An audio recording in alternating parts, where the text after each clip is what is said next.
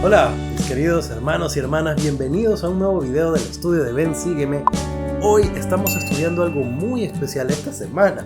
Realmente estamos estudiando algo muy especial. Tras mucha aflicción viene la bendición, es el título para esta semana. Y dado que no solo de forma individual muchas personas pasan por muchos problemas, sino que la humanidad entera está pasando por severos problemas, por muchas catástrofes naturales, el problema de la bendita pandemia, aunque ya estamos mejorando mucho con eso, y muchos otros problemas en diferentes partes del mundo. Qué puntual que es esto. Estoy emocionado por hablar de estos temas porque el Señor habló a su pueblo, el Señor nos habla hoy a nosotros. Vamos a ver qué de estas cosas que les aconsejó y qué de las enseñanzas que fueron una bendición para ellos podemos tomar hoy para nosotros. Bienvenidos.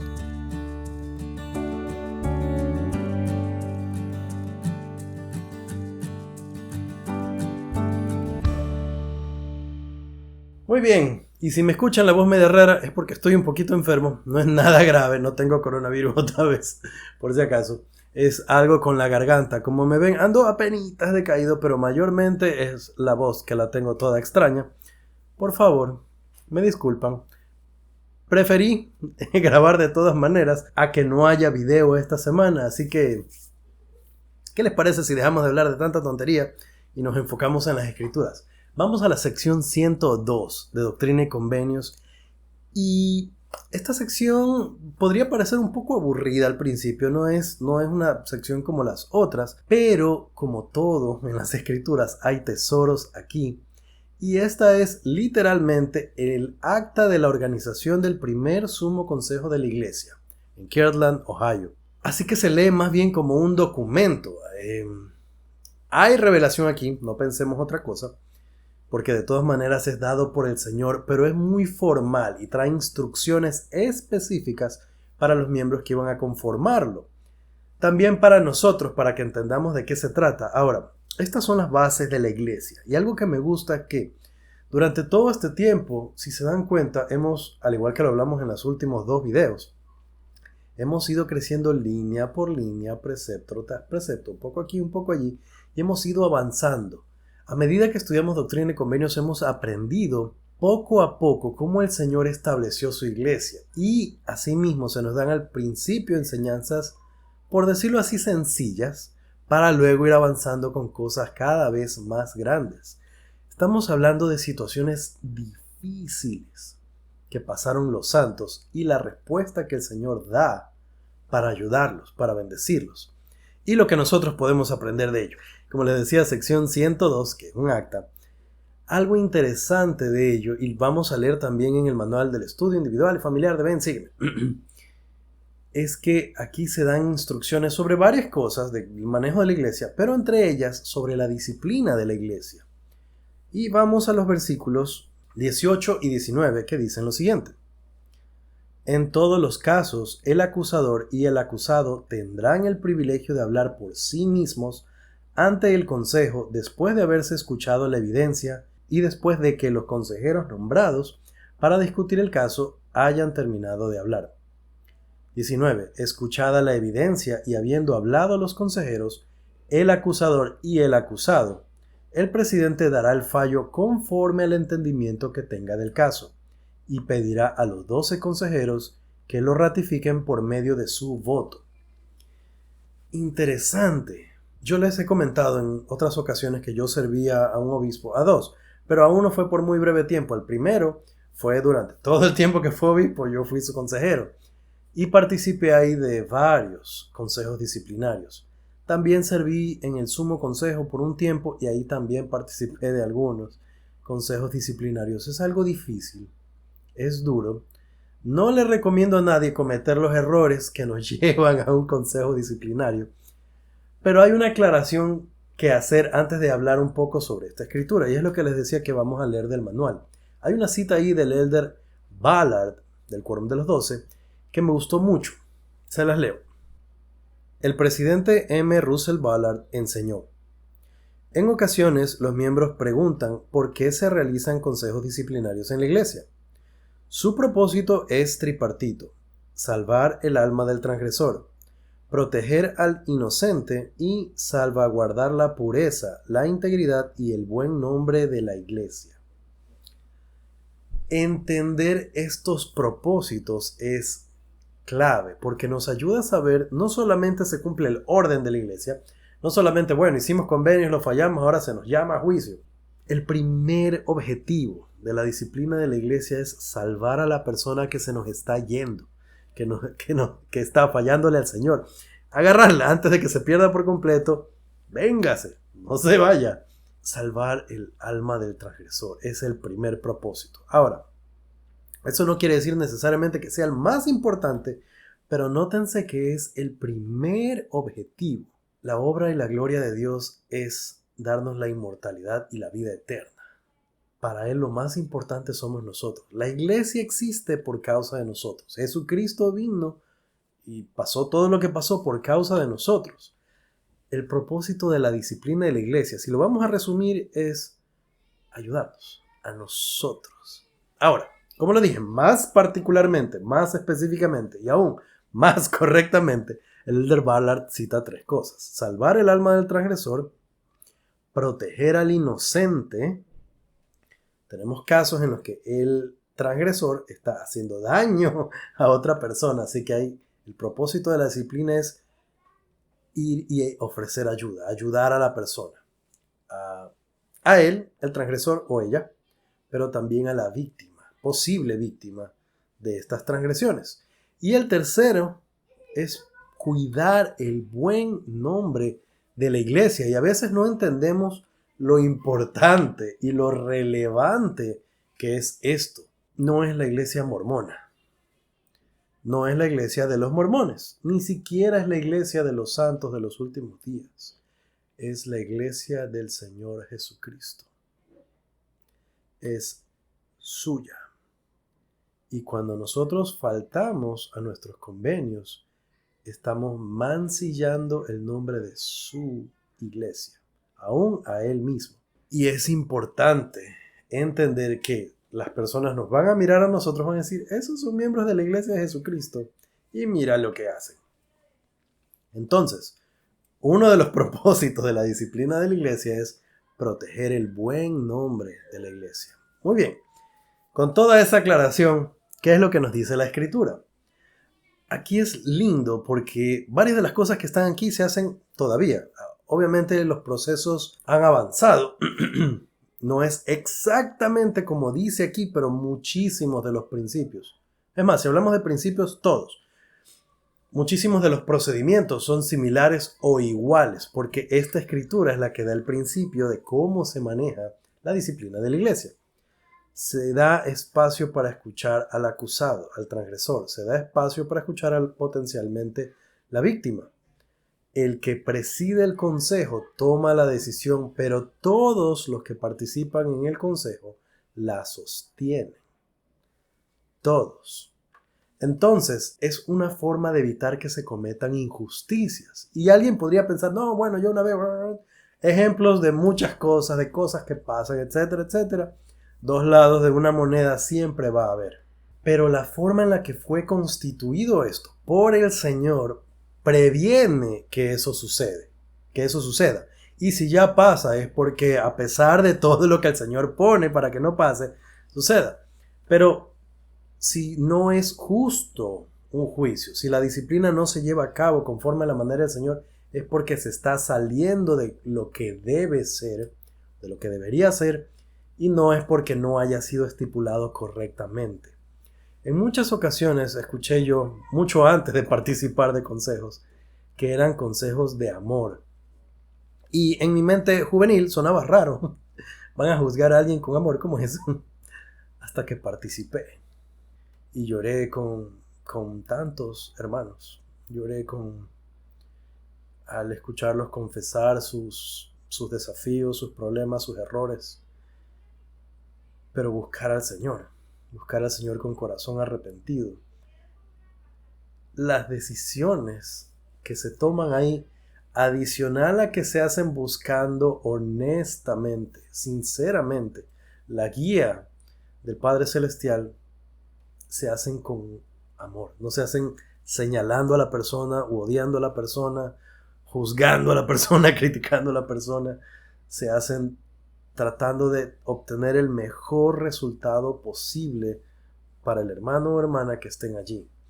Es difícil, es duro, y no era mi parte favorita de ninguno de esos llamamientos que les mencioné, pero finalmente es parte de las dificultades. Como el título del estudio para esta semana lo decía, tras mucha tribulación vienen las bendiciones. Y definitivamente la disciplina de la iglesia es una tribulación en el momento. De estas cosas aprendí yo muchas lecciones. En una ocasión estuve en un consejo de estaca y yo era del sumo consejo, sin embargo era el más antiguo en una época y me tocó reemplazar a uno de los consejeros del presidente de la estaca, así que estuve con él y con el otro consejero orando para llegar y determinar qué íbamos a hacer con una persona.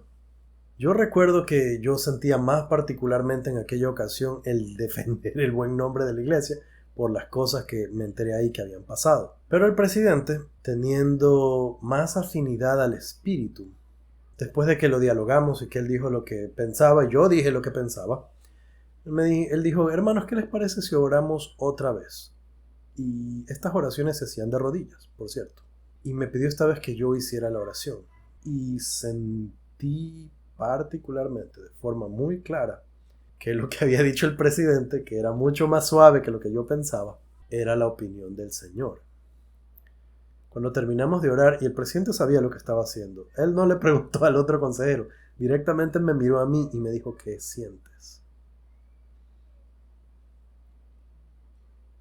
Y yo le dije, está bien lo que usted dijo, presidente.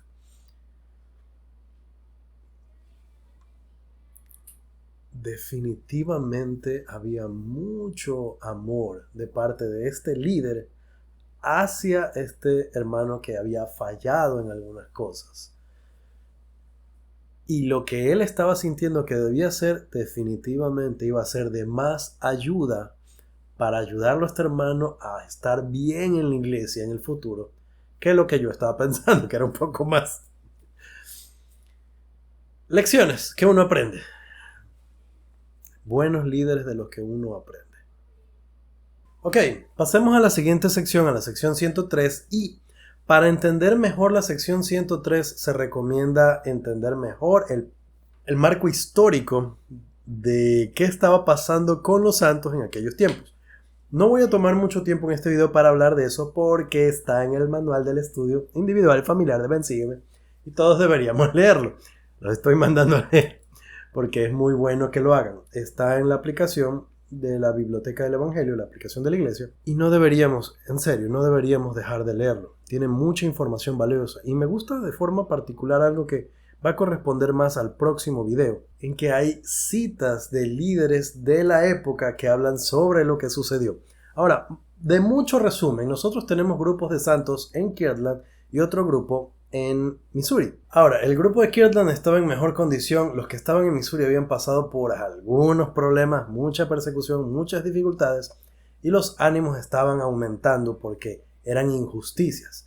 Aun cuando el presidente José Smith en aquella época había procurado lo mejor que podía hacer, hablar con líderes, me refiero a líderes políticos, líderes del gobierno, para que les ayuden, para que hagan algo. No pasaba nada. Finalmente se da esta revelación y hay varias cosas que podemos aprender de ella. Algo que para mí fue particular es lo que dice el versículo 2. Dice, expulsados y heridos por la mano de mis enemigos, sobre quienes derramaré mi ira sin medida en mi propio tiempo. Aquí el Señor da algunas promesas acerca de esta gente mala, inicua, y se habla de la venganza del Señor y de sus enemigos y tanta cosa, pero a veces nosotros nos pensamos que nos va a dar justicia a nosotros en esta vida. Y este versículo hacia el final dice, en mi propio tiempo. No es como nosotros queremos, es como el Señor dice. Y en muchísimas ocasiones no va a ser como nosotros queremos. Yo diría que en la mayoría. Hablando específicamente en cuanto a injusticias de la vida tiene injusticias. mayormente nosotros no veremos que se hace justicia aquí. Y tenemos que estar mental y espiritualmente preparados para ello. Muchas de esas experiencias malas vienen porque no hicimos las cosas bien, y muchas de esas experiencias vendrán simplemente porque la vida tiene pruebas y el Señor nos va refinando. Es algo que hemos hablado también en semanas recientes. Ok, avancemos entonces un poquito. Vamos ahora al versículo 12. Dice: porque tras mucha tribulación, como os he dicho en un mandamiento anterior, viene la bendición. Y como les decía, este versículo es el que titula el estudio de toda la semana, y me hizo pensar mucho porque enseguida cuando lo estaba leyendo se me vinieron varios ejemplos de la vida de varios de los personajes de las escrituras, y me hizo pensar mucho en las dificultades que ellos tuvieron, pero lo que vino después de esas dificultades. De manera particular se me vino a la mente el ejemplo de Moisés, y más adelante en este estudio se habla, en el estudio del Ven Sígueme, se habla de Moisés. Y pensé, wow, qué interesante, porque podemos ver repetirse este patrón en todas las escrituras, todo el tiempo, a cada rato, tras mucha tribulación. Uno de los ejemplos tal vez más notables de esto, y nos sirve aprender estas cosas, fue el evento de la gran expiación de Jesucristo. Yo hablo todo el tiempo de lo que el Señor hizo por nosotros y pienso que no lo hago, aún así no lo hago lo suficiente. Jesucristo pasó por algo tan duro, algo tan difícil. Y tenemos los cuadros que representan, de muchos artistas que representan el momento. Lo tenemos orando en Getsemaní, lo tenemos en la cruz, en Gólgota, lo tenemos en los varios juicios a los que se enfrentó, donde fue herido en casa de sus amigos, como él mismo lo dirá a los judíos en algún día. Y pensar en toda la injusticia por la que pasó nuestro Señor. Estos juicios de los judíos falsos, con falsos testimonios, con este coraje que le tenían al Señor, con tal injusticia. No encuentro la palabra, solo me da coraje. Pero nosotros tenemos que Él fue insultado, que fue golpeado, que fue negado. Y todo esto viene adicional al dolor combinado de todos los hombres que lo sintió, y que en el último momento en la cruz lo vuelve a sentir, un dolor tan grande, tan indescriptible para nosotros, más de lo que un hombre puede sufrir sin morir. Y no se estaba refiriendo, esta escritura no se refiere al castigo físico, sino al dolor, a los dolores de la expiación. Esto se entiende mejor leyéndolo en Jesús el Cristo. Y yo he hablado de eso también, hemos hablado el año pasado en el libro de Mormón, hablamos de la expiación cuando hablamos de Alma 34, me parece. Y también lo hemos estudiado este año en el estudio de Doctrina y Convenios. Después de todo este sufrimiento, después de todas estas dificultades, después de mucha tribulación, el Señor vuelve primero triunfante a las huestes celestiales, a su Padre, a predicar el Evangelio entre los muertos. A su Padre no todavía, estoy haciendo mal el orden, pero vuelve y enseña el Evangelio allá. Vuelve acá, se presenta a María, y qué ocasión tan linda tiene que haber sido para ambos. Eventualmente no tenemos registro de ello, pero se presenta ante el Padre, se presenta ante sus discípulos, ante sus apóstoles. ¡Qué maravilla! Para aquellos que le siguieron, tiene que haber sido después de haberlo visto sufrir tanto, y de ellos mismos llorar tanto, llorar amargamente como Pedro.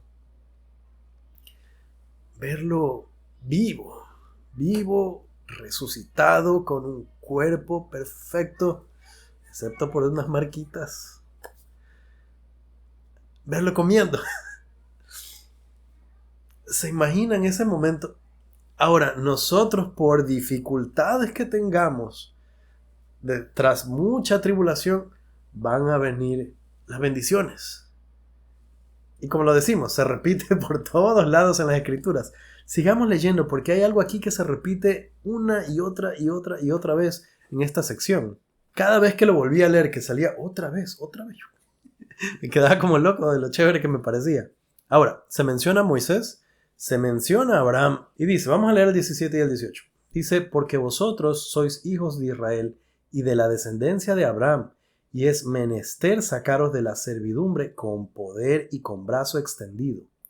Y tal como fueron guiados vuestros padres en el principio, así será la redención de Sión. ¿A nosotros hay que sacarnos de la servidumbre? Es menester hacerlo con poder y con brazo extendido, así como se hizo con los antiguos israelitas. Dice que nosotros somos la descendencia, somos como ellos y somos su descendencia. El versículo 19, no lo vamos a leer todo, pero la primera línea dice, no desmaye pues vuestro corazón. ¿Cuál es esta esclavitud de la que nosotros debemos ser librados, así como ellos tuvieron que ser librados de Egipto? Eso es algo que me puso a pensar. Y yo lo pensaba y esta es, para mí, hay que preguntar en su casa, para los miembros de su familia, ¿qué es esta esclavitud? Para cada uno va a tener algo. Para mí fue pensar en las tinieblas de la ignorancia, la esclavitud de no conocer el evangelio restaurado de Jesucristo. Y a medida que nosotros aprendemos y entendemos, somos librados. Recibimos libertad, somos sacados con poder. Y esta frase tiene particular relevancia porque a nosotros se nos enseña el evangelio por medio de siervos autorizados, por medio de miembros que han sido ordenados al sacerdocio para ello o apartados a un llamamiento para ello. Cada maestro en la iglesia ha recibido la imposición de manos y se le comunica poder del sacerdocio, aún a las hermanas, para obrar, para enseñar. Y como lo dice aquí, para sacarnos de la servidumbre con poder y con brazo extendido. Me llena de emoción solamente pensar en que es así con nosotros. Y así como fue milagroso y poderosísimo el rescate del pueblo israelita, de la misma manera nosotros somos sacados de la oscuridad para poder servir a nuestro Dios, para tener esta luz. ¿Cómo es para ustedes? ¿Cuál es la esclavitud de la que tenemos que ser librados? En su caso personal, en el caso de su familia. Vamos ahora a los versículos 35 y 36. Dice, así pues, como os dije, pedid y recibiréis, orad sinceramente a fin de que quizá mi siervo José Smith, hijo, vaya con vosotros y presida en medio de mi pueblo y organice mi reino en la tierra consagrada, y establezca a los hijos de Sión sobre las leyes y los mandamientos que os han dado, y que se os darán. Toda victoria y toda gloria os es realizada mediante vuestra diligencia, fidelidad y oraciones de fe. Este fue otro versículo que me puso, estos fueron otros versículos que me pusieron a pensar mucho y a meditar, porque fíjense que les dice que oren sinceramente. ¿Para qué? ¿Cuál era el propósito de esta oración sincera que el Señor les pedía hacer? A fin de que quizá mi siervo José, hijo, José Smith, vaya con vosotros y presida y organice.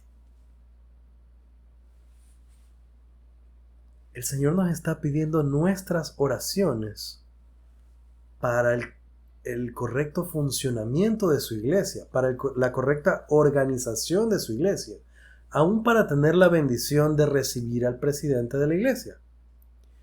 Yo me puse a pensar, bueno, nosotros pacientemente esperamos algún día que nos toque una conferencia bonita con alguna autoridad general. Pero aquí vemos que nosotros podemos orar y pedir esta instrucción. Ahora, no nos quedemos solamente en eso, porque nosotros vivimos en una época diferente con tecnología diferente.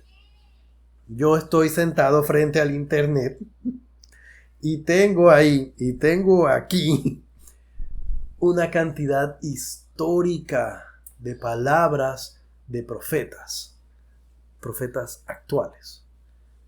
Un montón de conferencias desde el año como 70 y pico. Muchas de ellas en video. Hay más opciones si hablo inglés y puedo leer inglés. Tengo opción a más información. Pero hay mucho más de lo que podríamos leer, entender, analizar. disponible para nosotros. Ahora, ¿para qué oraríamos sinceramente nosotros? Nosotros no necesitamos pedir necesariamente que venga el presidente Nelson. Lo podemos hacer. Sí lo podríamos hacer y el Señor, yo he aprendido que el Señor nos consiente. En muchas ocasiones lo hace.